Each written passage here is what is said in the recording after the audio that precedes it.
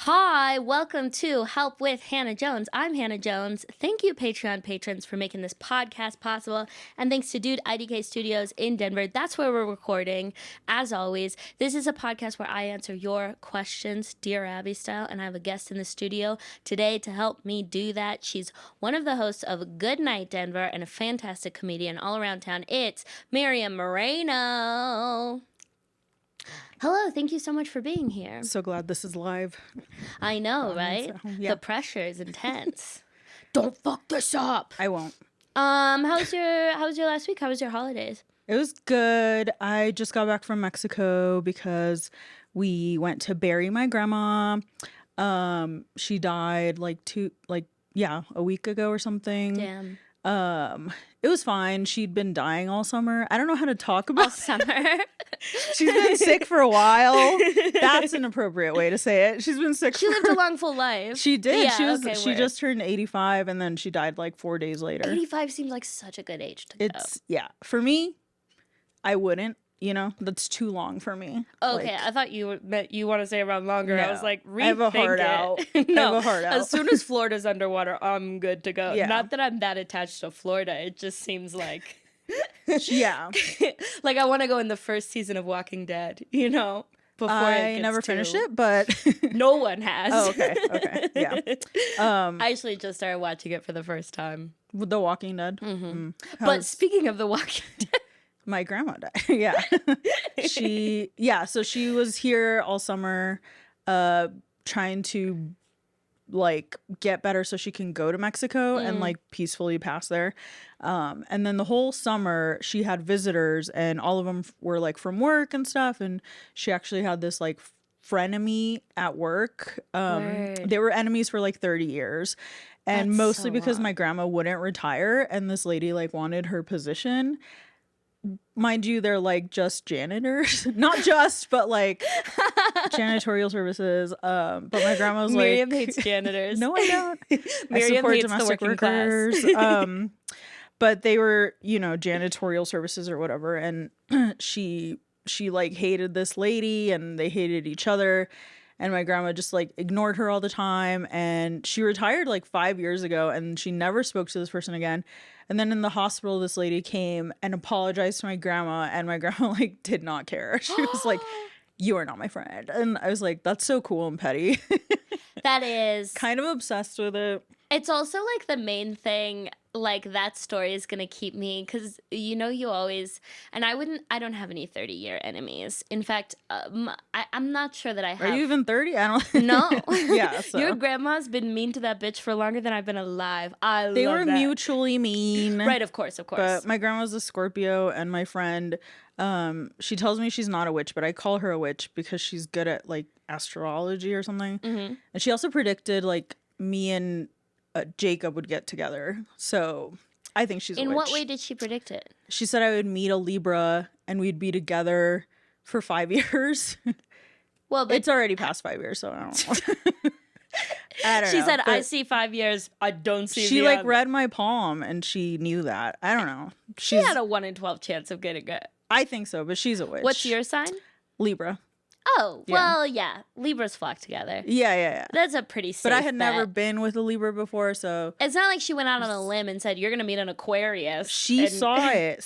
It was on my hand or something. I don't know. Right. But anyway, she said my grandma was a Scorpio and Scorpios don't like feelings and they don't apologize for stuff. So that tracks. My maybe. boyfriend is a Scorpio and he is not good at apologizing. Definitely. I think he thinks every apology is a major concession. Yeah. And so he just fights it. And I'm like, this could have been over 2 hours ago if you just said, I'm sorry for making that joke. It's a blow to their ego. I also think that when two comedians are in a relationship, you got to get pretty familiar with the sentence, I'm sorry for making that joke. Yeah. Especially if you're both sensitive as fuck, which we are. We're very you're deeply a Capricorn, sensitive. right? Yeah. Yeah. And we both have extremely thin skin and great senses of humor. Terrible mix. But he has a lot of feelings. I don't really. He has a lot of feelings, but does he voice them or he just wallows. They come out, he's a man, so they come out in unexpected ways. Yeah. He'll be like hurt about something that happened with a friend, and it'll come out by him being like, I'm so hungry. Yeah. That's so strange. But your grandmother was men a are terrifying, Scorpio so. and didn't want to feel her feelings. So Yeah. she just like ignored this woman for so long. Yeah, she just ignored her. She would give her the silent treatment. I would go to my grandma's job sometimes, like after work, and I would see her in the hall. This lady's name was Socorro, and I would see her in the hall, and I would say hi because I didn't know they were beefing. And my grandma would just be like, "Don't talk to her." And I was like, "Well, I'm a child, so I can't really ignore grown-ups, but sure." I don't know. I thought that was cool. Yeah. Kind of. She's teaching you about loyalty. I guess. Young. I don't know. That's so dope of your grandmother. I think it's very brave to be able to live in discomfort. Oh, yeah. Every time I've ever beefed with someone, if they say a nice thing to me, I'm like, we're best friends now. How convenient. Yeah. I have dropped every grudge that I like attempted to hold. I get bad with, I'll hold grudges on behalf of people because I think in my mind it's like, if I'm holding a grudge on behalf of someone else, there's no way I can be wrong in this because it's not coming from ego. It's coming from like loyalty to a friend. Does something bad to a friend. Yeah, when someone that I know said something rude to my friend, or just basically when any male comic says something rude to any female comic, I'm like, fuck you forever. Well, I do that. Yeah, I do that specifically with men. Yeah. But I have a lot more leeway with women. And I always keep it in the back of my mind, like, you did this dirty thing. And I am pretty petty about that. I wish I was better about it. But, like, I'm not. And it's... whatever. And to be clear, I'm not referring to forgiving like predators. I'm referring to like someone said something that was like vaguely misogynistic. Yeah. And I've like 6 years later. Yeah. I'm like, okay, we're friends now. Yeah, no, we don't forgive rape, right? No, okay. Not. Yeah, me either. But the other stuff, yeah. I'm like, ugh, you're messy. And then I hate them forever. Yeah. Yeah. It is interesting. I think being able to hold a grudge for a long time to me sounds like being very self-actualized and confident with yourself. I don't know that is right, but I don't think it is. But it could be. That's kind of cool. But that's what it feels like, because it feels like the anytime that someone is like nice to me, I'm like, I must have been wrong about them being a bad person. There must be something at play I didn't see there. Yeah. I wonder if that...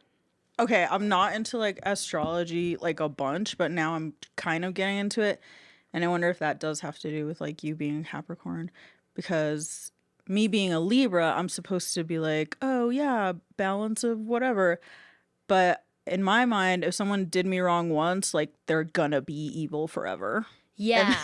Well, the interesting not thing healthy. about my combo is that Capricorn, Earth sign, rigid, regimented, would theoretically be very stuck on their opinions of people and like live by rules, which I do. Like if someone is bad, they are bad, and I am very bad at like binary thinking about that. If someone said something mean, I'll just like write them off, as opposed to being like, they were having a bad day. Yeah. I've said bitchy stuff too. But I'm a Cancer moon sign, and your moon sign, there's not going to be a perfect explanation. Your witchy friend would probably do a better job. But I text her and I tell her, like, hey, what's my stuff? And then she knows what I'm talking about. Like moon or sun or whatever. Yeah, so rising is like your outermost shell. It's often how other people perceive you. Your sun sign is like you will find the most harmony in your life when you live in alignment with those qualities. And then your moon sign is kind of like your innermost. I kind of refer to it as like emotional, your emotional rhythm and or your morals will be very impacted by your moon sign. I'm a Sagittarius in one of those, but I don't know which one. Well, I'm a Cancer moon, which is a water sign and the worst of them all. If you've ever met a Cancer, you probably couldn't even meet them. They were too busy crying. Oh. But very wishy-washy. And so it's like on an external day-to-day level, I'm like regimented, rules-based, binary thinking, extremely consistent. But then my deepermost levels of like morality and trying to interpret the world through a moral lens, I don't know what the fuck's going on, but I'm sad about it. Yeah. And that's I think part of why I'll like hold a grudge from a very emotional place, and then I'll just like forget why I was even that mad at that person. Yeah. I am not that way. I just Yeah. hold a grudge forever. I'm like my grandma in that way. What's your longest grudge? Probably my friend from when I was 11. Word. We were like best friends, and then when we got into high school, we got into different schools, and then we started hanging out in this like boy friend group, and they're No. so The only mean two and toxic. girls? Yeah. And they pit women against each other. Yeah, they do. And like we grew up in that circle, and they were like 5 years older than us, and so they kind of like pitted us against each other, and like she started talking to the boy I liked, and like I did that to her, but she was like somehow in my mind meaner about it, and so I like our friendship just like never recovered in our 20s. To this day, like we're friendly on Instagram, but like I couldn't see myself like hanging out with her because I don't trust her. Like being the only two girls in an older boy friend group is like the Hunger Games of girl friendship. It's like you were doomed from the start. Yeah. No friendship could have survived through that, realistically. You both could have done your best forever. Yeah. Which sucks because we met in like 6th grade orientation, and she was so silly, so funny, and like we made like funny videos together. She was like my best friend. Have you ever seen Pen 15? No, Like, but I'm familiar. those girls were like attached at the hip, and they were so fucking weird, and that's how we were. And then growing up and having sex and doing drugs just like makes you stupid, and then so true. you like lose your like the reason you were friends was because you're both fun and silly, and then boys get involved and then they ruin your life, and then we weren't friends again anymore, really. That's so sad. Did it ever like come to a head in a big way where it was like friendship over today, or was it a slow drifting process? I think it was a couple of things. Like one time it was like one of the guys was hooking up with her and then tried to like make out with me, and then I tried to tell her like, hey, this is a bad guy, like he tried to do this, and she got mad at me. And so that was one of the things that like we never kind of recovered from that. And then another time was just like she started going out without me, and I was like, okay, it seems like you're doing this on purpose, because then she would like post about it, and I was like, that's really mean. And then we just kind of stopped talking. Yeah. So like you don't know when the last moment was? Sometime when I was like 25, but I don't know. Oh, so it was a long Yeah, we were friends since we were like 11. So like a true frenemies kind of situation. Yeah, we were fine when we were like up to like, I don't know, 21. And then, okay. Yeah, so it was like a the 4-year decline. Yeah. That period of time, friendships don't survive They don't. Yeah. It's crazy. And we both like were just kind of drifting through life, so I don't think we really should have been hanging out. I always have about friend breakups, and this is one of the things that I think is hardest about friend breakups, which is that like when you are in a relationship, if you want to get out of that relationship, you have to like make it extremely explicit, otherwise you're cheating, basically. But in friend breakups, you don't have to do that at all. You can kind of like wishy-wash. You can pretend to still be friends with that person, but just slow ghost. And like, I often find that like one person feels, a lot of times with friend breakups, you either feel like you kind of chose it, or you feel like you kind of didn't realize it was happening until it was done. Yeah. Which one were you?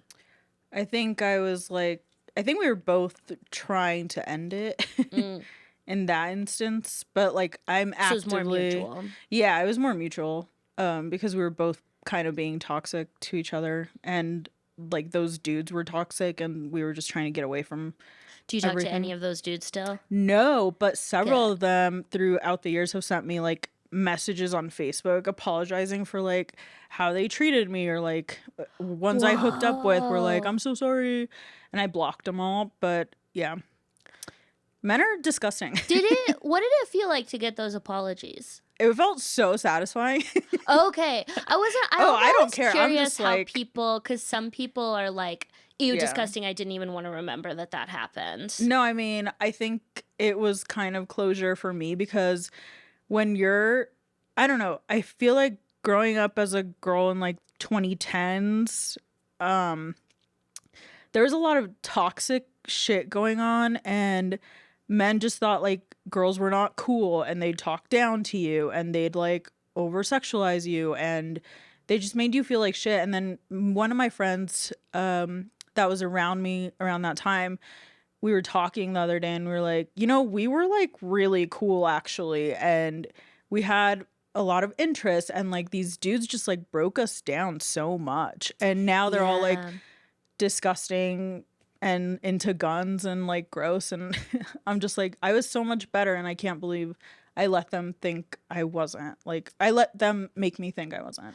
A boyfriend group will really do that, Yeah. especially during those years. I didn't even realize, because growing up I was so revolting to men that I just always had good girlfriends, and men weren't really around me. Yeah. They were sometimes orbiting my girlfriends because I was friends with hot girls all the time, not to Yeah.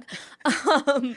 But they were never central to the social dynamics or the social hierarchy in my mind. Mhm.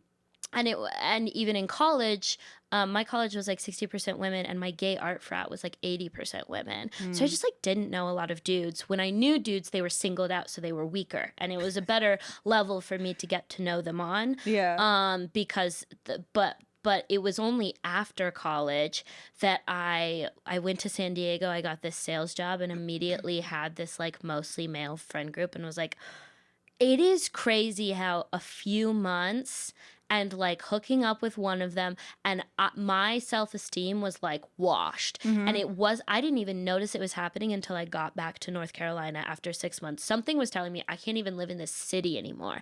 I get back to North Carolina, I'm like, I was such a confident person Yeah. for most of my life, and now I don't think I have anything to offer the world. And they make you sad, and they make you feel guilty Yeah. for like having sex and being sexual, and like that's how those dudes were. It was my first introduction to the virgin whore dichotomy too, because growing up it was so sheltered, and obviously we had toxic ideas around sex, but at the same time, like, no one was really having sex, so I didn't get exposed to a lot of slut shaming or stigmatizing or anything of that nature. And then in college it was this very protected, safe space of like sex positivity or whatever. I mean, obviously that's was my experience as like a white woman in a liberal arts college. But then it was after college that I was like exposed to slut shaming for the first time, and I was like, this is so weird. Why are you mad at me and trying to fuck me? Yeah, that is literally what it is. Yeah, they were like mad at you and then trying to fuck you. It's yeah, but It's like you can feel them having like all this stuff going on in their head that you're just like not a part of, and you're like, yeah, these dudes, I like hooked up with a couple of them, but it was like whatever. I didn't think it was a big deal. But then when they would try to talk to me, they'd be like, "Oh, well, you slept with blah blah blah, so like I don't want to F." And then they'd like message me at like midnight or whatever. And I was like, "Well, so you are shaming me, but you also do want to get with me." And it never occurred to me to like talk to my friend about it, because I'm assuming they treated her the same way. And we just like were hating each other because I thought they weren't treating her that way. And like they definitely were. And you have to talk to your friend about it. The Whisper Network is the only tool that we have against that. Against men. Well, against no offense, Nick. Specifically like the male friend group. When they have the numbers to set the vibe, something insane happens. Alchemy happens where like, and there are so many men that I know this day that if I'm hanging out with like a group of like 3 women and they're in the conversation, adore that man. So fun. What a guy who lights up the room. Fun guy. I really enjoy being around him, and I learn about him. I learn about his feelings and his girlfriend. And then all of a sudden you put that man in a room with like 4 other men, and I'm the only woman there, and it's like, ew, you guys suck. It feels bad to be violent here. Yeah. You're not talking about it. You're just being mean. Yeah. Oh, it's so weird. Yeah. We have to stop letting them set the vibe. I think for their own good too. I think they do better when they're I feel like I've definitely created defenses against that, just in comedy for sure. Like, I think Derek Stroop even told me a story about when I first met him. Like, I just became super guarded and just defensive right away. And one time Derek was like saying, he was meeting me. He met me for the first time at Three Kings Mike. And he was just coming up and saying hi. Yeah, RIP. And he was just coming up and saying hi. And I was like, who are you? And I was like so disgusting to him. But it was like a defense because he's so much taller and bigger. And I was like, I don't want to talk to you and don't rape me. I was so cunty when I first met to so many dude comics because so many of them genuinely were unkind to me, like deeply unkind. And I couldn't tell the difference between those ones and the ones that would stick around. I had no idea who were the like real comics and who were like the weird fringe guys who no one even remembers now, but like made my first year like really hard and sad. Name 3 right now. Fringe guys.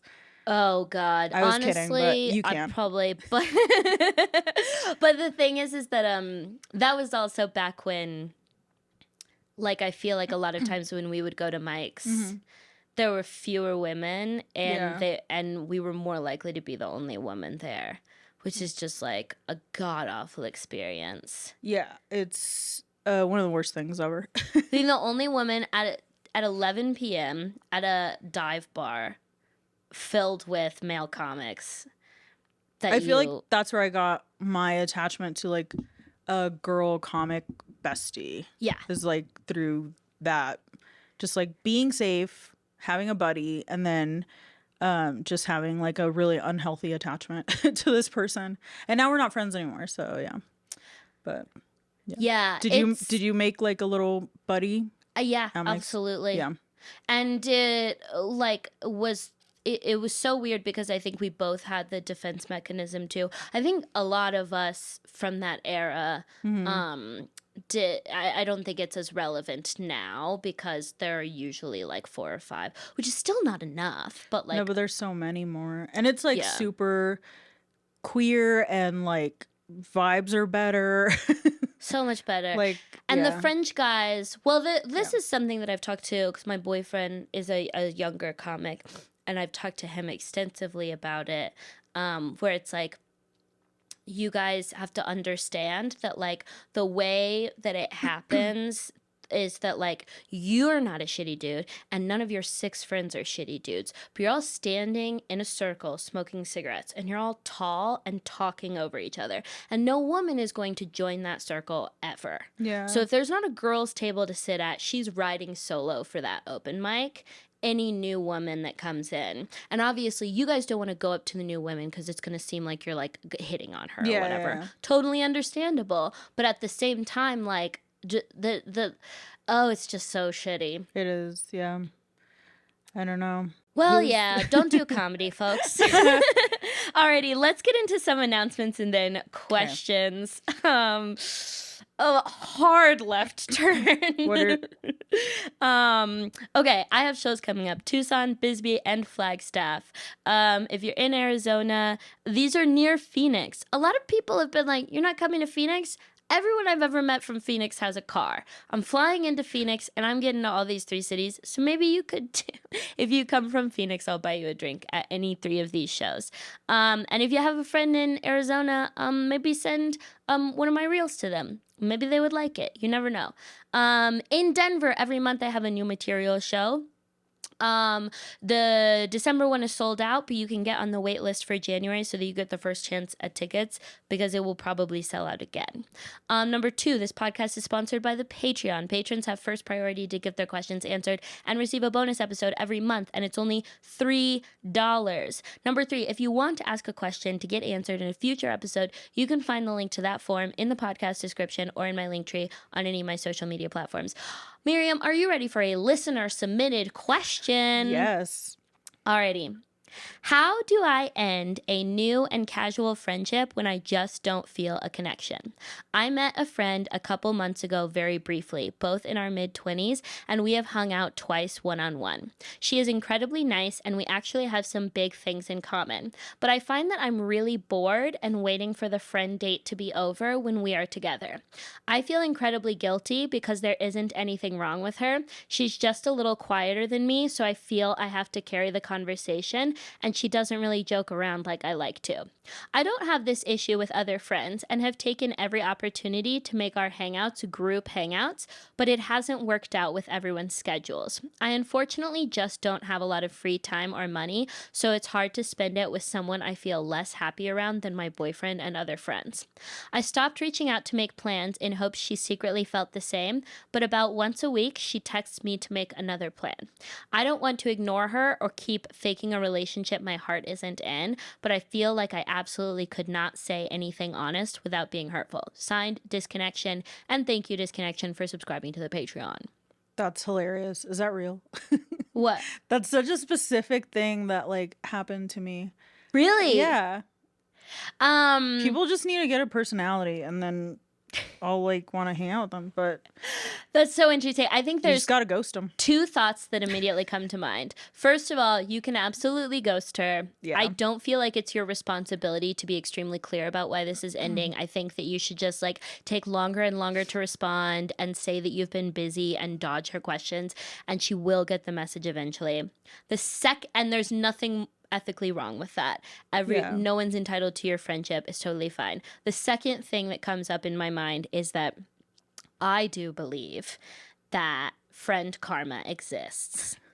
And I believe that for every friend that I have kind of dropped because I didn't vibe with them as much as like another person that's all sparkly, a sparkly person is going to drop me because I'm the person who doesn't vibe. And so I try to remember that the people in my life who I've met, who it's been like, God, that person has so many friends and they seem so well connected and they have such rich community around them. They also tend to be people who aren't in the business of rejecting friendships. Yeah. They're like extremely inclusive. And I remember that if I want to have that life someday, I need to practice the skills of being that person. Now, I don't need to be a person who has like a million friends at all. That's not personally something I'm striving for. But I do seek to practice those skills. And I think that one easy solution you're kind of missing is that you guys shouldn't be having conversation friend dates. You're not conversation friends. You're not hangs. Yeah, like categorizing your friends. Yeah. That's such a big part of learning who your friends are because not everyone is going to be good one-on-one. And some people are just like an acquaintance more than a friend. And that's okay. Or they're a movie friend. Yeah. This sounds like a fucking movie friend. Straight up. They just like go see a movie and don't talk at all. Yes. Yeah. Do you find a show that you like watching together? This is the kind of friend you watch The Bachelor with. Yeah. 100%. This is the kind of friend It sounds that like you she's say, not good one-on-one though, so maybe she doesn't even joke if they like watch a show. But you'd be watching the show alone anyway. Yeah. It sounds like you have some weird idea. This is what it kind of sounds like to me, and I definitely relate to this, where like when you're sitting down to hang out with someone, you feel like it has to have a certain vibe, and if they're not helping you manufacture that vibe, then you are solely responsible for creating that vibe, and that's a lot of work. And it's like, well, disavail yourself of the notion that it has to have a certain vibe. The alternative is you're sitting alone at home watching The Bachelor, being silent. And you could be sitting with her watching The Bachelor, being pretty close to silent. Yeah. There's no reason that you have to be like riffing the whole time. You can just chill next to each other. And I think that learning how to chill next to her might be a worthwhile and nice skill. I think you have to like learn to be comfortable with that person though. Like if not everyone's going to be comfortable in silence with everyone. Totally. I certainly could not with the friend that I ghosted, but I was like, I tried that and I tried other things and I was like, I think I just don't owe you my time and I think we're done. So yeah, I think it's fine to just like maybe that person's not for you and they'll find their own people that are also quiet. It's 100% fine. And I guess what I'm more thinking of is like, this is if if you want to potentially like stretch your wings, one thing that you could try before abandoning the hope of this friendship is like try hanging out specifically over an activity that is not conversing. So watching a movie at home, you said like your finances are limited. Maybe she goes grocery shopping with you, you go thrifting together, you watch Netflix at home. If the vibe is still just kind of yucky, then full start the ghosting process. I think the opposite. Just cut her off and just be done. Really? Yeah. So what? Who cares? Like, whatever. It's fine. That's fair. Life is so short, and there's like a war imminent. So, like, I don't know. Which It's one? fine. World War III. There are so many wars already happening. Yeah, but the big one's coming. Why waste my time with a dud? What is the big one going to be over? Over? Oh, I don't know. They're gonna nuke everyone. So, like, who cares? Who is going to nuke everyone? Everyone. Us? Yeah, the U.S. Iran's got some stuff. I know Iran's had some Russia stuff is for decades. itching to get involved. So, like, I don't know. Why waste your time with a dud? Just let it go. Cut ties. Who cares? Putin her out of her misery, am I right? Yeah. I'm pro just letting that go. And I think that you should sit back and think about what effect it's going to have on your friend karma and if you're comfortable with that effect. And also keep in mind, friend karma might not be real, so it's fine.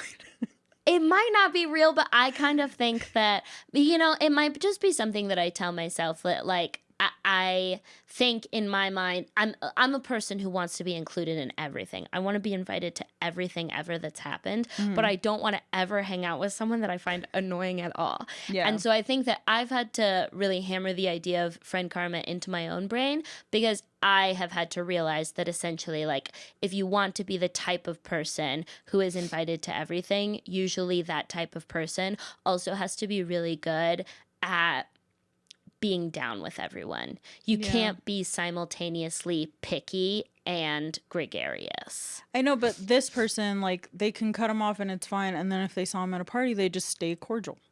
Yeah. Just, like, be cordial, but also cut them off and never talk to them again. If you're fine with group hangs, I would say then part of the ghosting process should be like, oh, I'm like busy, but like we're doing this group thing this weekend. You should come by. But my thing, Miriam, the thing that has brought me the most rage in the entire world on the topic of friendships, and this is like a non-negotiable hard boundary for me. Mm-hmm. I hate this. When you're in a fun group conversation, and the group is genuinely vibing, people are riffing. Yeah. And someone who's standing next to you says something only to you. That's not even that fun. Yeah. And then all of a sudden, you're in a side conversation. And you're like, I'm missing out. Because on the you big seemed stuff. like maybe the friendliest person and they weren't confident enough to like integrate themselves into the group. Because I'm the kind of person who 100% I will make room for you in the circle. I will usher you in. I will try to notice if you're being left out of the circle. Mm-hmm. But if you try to turn our conversation into like a pimple on the edge of the circle, unforgivable. It makes me so angry when it That should be flattering. They trust you to, like, with their dumb conversation, Yeah. with their dull fucking shit. Oh, it happened to me recently. I got so angry. And then I realized that there's got to be something wrong. Maybe, but I don't know.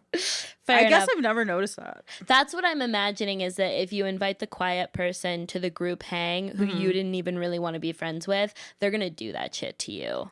To be fair, with group hangs, I'm usually the last to get there, the first to leave. Yeah, I same. make my presence known for a little bit and then I leave. Absolutely. Like, I don't like... Leave them wanting more. Yeah. And for me, that means leaving very early. I'm there 20 minutes max. I went to a Halloween party where I was like 30 minutes and it was a fucking snowstorm. Oh, yeah. But I just like had to show up. 'Cause I my think friend invited that's me. a good way for me to get myself to go to things that I wasn't going to go to because I normally would have found intimidating is like, Hannah, you're allowed to be there for a frighteningly short amount of time. But it's also like that's part of being self-aware of like how fun am I for how long, and like my social like energy is out Totally. so much faster than it was like 10 And years you're ago. not a big drinker, are you? Not anymore. No, I don't really drink anymore. I didn't really drink for a while, and then I haven't drank this month, and I probably won't drink ever again. I mean, as I might, but I have realized that like longevity in a social interaction, the ability to linger, is something only alcohol can really provide past a certain age. Yeah, that's very true. And also lighting. The darker it is, the more talkative I am. Interesting. I've noticed that. I don't like hanging out with people in the daytime. You get so distracted by the uggos Yeah. around you. My own, like, you know, like makeup, all that. I don't know. I just like can't hang out with people in the daytime or too long. I do think the darker lighting is really nice because it obscures a little bit of eye contact. Yeah. Which is sometimes needed. Yeah. We're like, where are we looking? Not at each other. Fuck yeah. Okay, so on the topic of complicated friend shit, I pulled some Am I the Asshole posts from Reddit. Are you familiar with Am I the Asshole? Am I familiar? Yeah, I live on Reddit. Duh. Okay. Just checking. Are you on Reddit all the time? No, Like certainly not. Reddit is so scary. Sometimes I get posted on Reddit, and then You get posted on Reddit? the first time that it happened and got a lot of comments, I was like, ooh, I bet these will be just like the TikTok and Instagram comments that I get, where it makes me feel good about myself and it is an overall positive experience. Yeah. And I start reading the comments and they're pretty mean.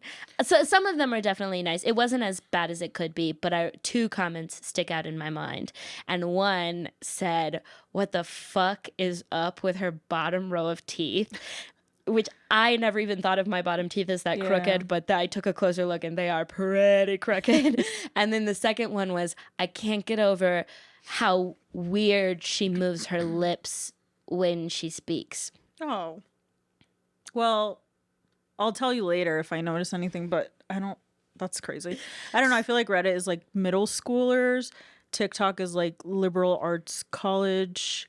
And then Instagram is like Boomers. suburban girlies. Yeah. It's But yeah, Reddit is harsh. Gen A, Gen Z, Gen X. Yeah. Yeah. Okay. Am I the asshole after not returning an expensive gift after a friend breakup? I, 40 female, was friends with two other women from grad school, A and B. I live 1 hour from A, and B got married and moved away. B was going to visit A in December and told me 2 weeks in advance and asked if we could all get together. I have an anxiety disorder and a complicated family situation. My brother in the military was coming home that week after ending deployment, and I told them I couldn't commit. They asked me to update them a week later, and I still told them I couldn't commit. Then they asked me 3 days later, 2 days before the get-together, and I told them I felt pushed and pressured by them and wanted them to stop asking me because I felt like they were bullying me. B told me I was overreacting, which is a trigger, and that she didn't want to see me anymore. A told me that I was being unkind to B, who doesn't get around often. I decided to block them both from messaging me until I could think it over. Then A had already mailed me a Christmas present. It was a purse. I still didn't want to talk to her, so I didn't say anything. 2 weeks later, B sent me an email telling me that the purse is some kind of custom-made $300 bag from A's hometown in Europe, and that by not even thanking her or acknowledging her, I am being an asshole and should return the bag to her if I'm not going to thank her. I think A owes me an apology before I owe her thanks. Am I the asshole? I would say no, and don't return the gift. It's a gift. And unless the note said, hey, this is $300 and it's custom made, like, why the fuck would she know that?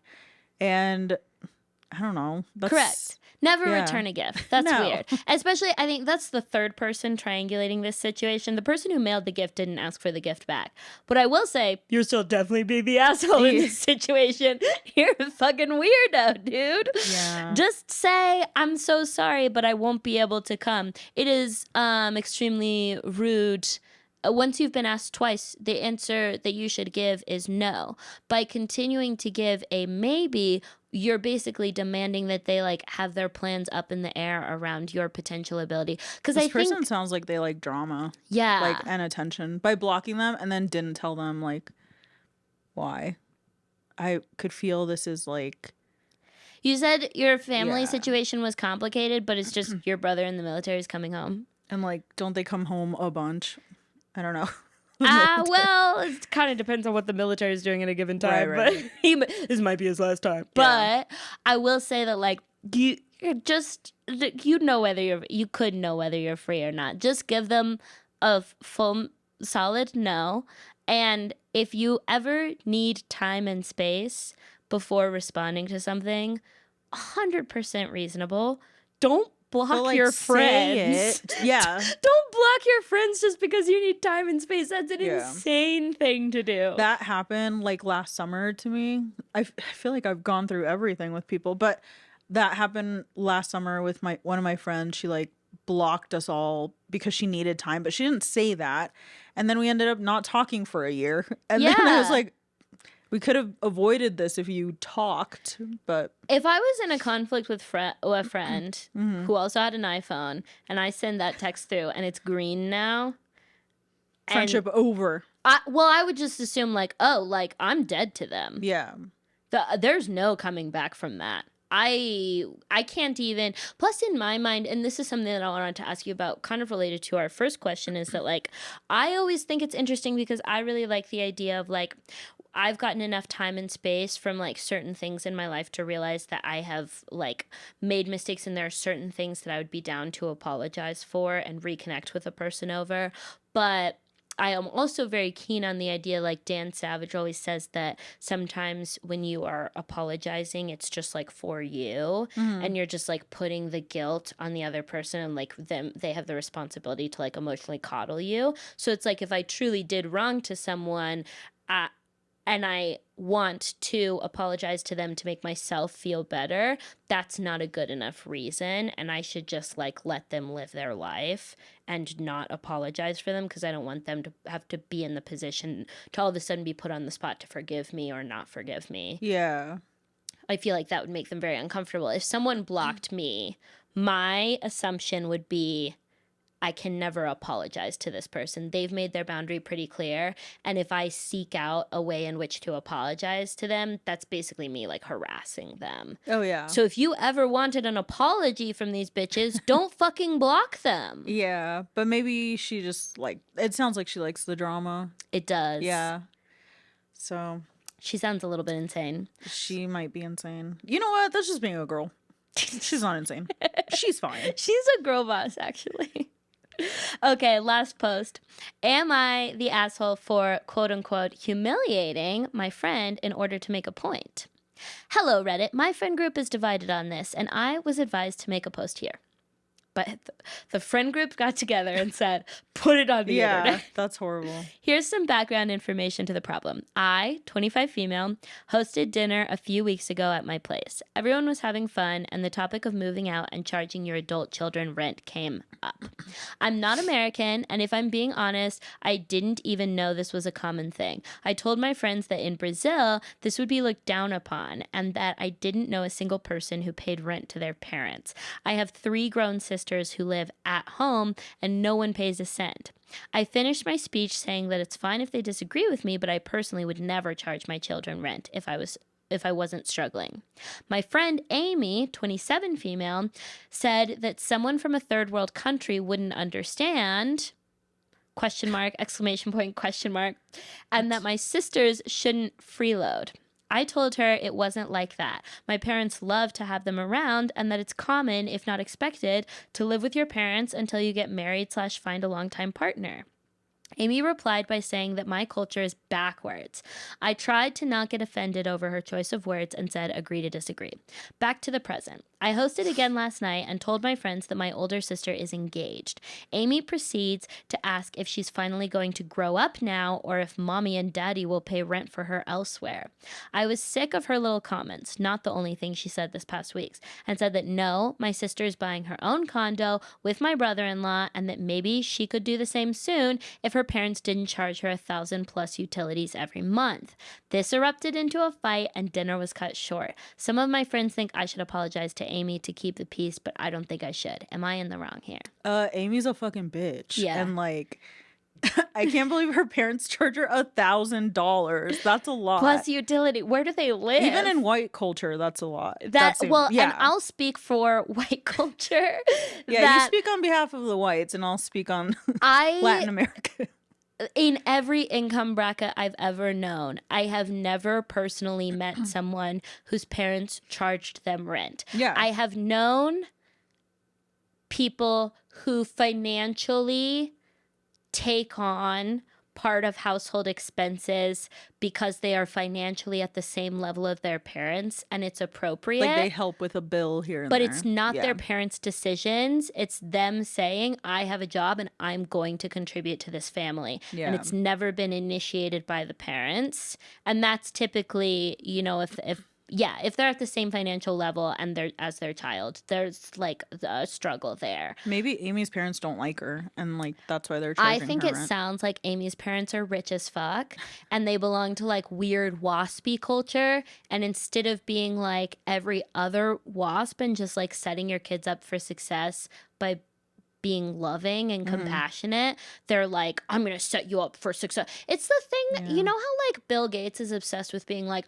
my children won't get a dime of help from me, and it's like, well, they got the help of being Bill Gates' dad, so I think they'll actually be fine. Yeah. But I think also if they ever did need help, if you're obsessed with donating to charity, you should be nice to your kids and make sure that their expenses are covered.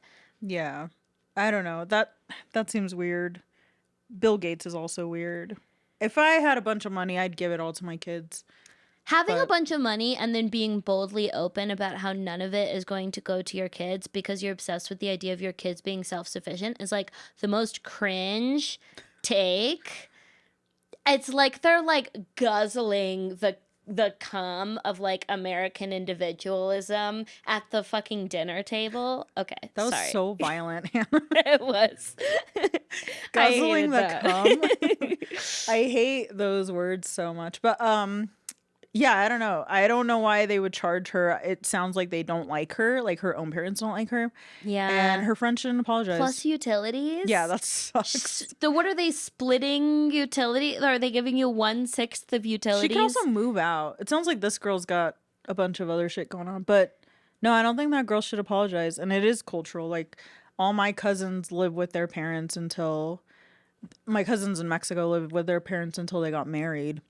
And like that's just how it is. Yeah. Why? Like, that's so American to need a place to live once you turn 18. Like, you're on your own. And that's also it's strictly American because even Europeans don't do that.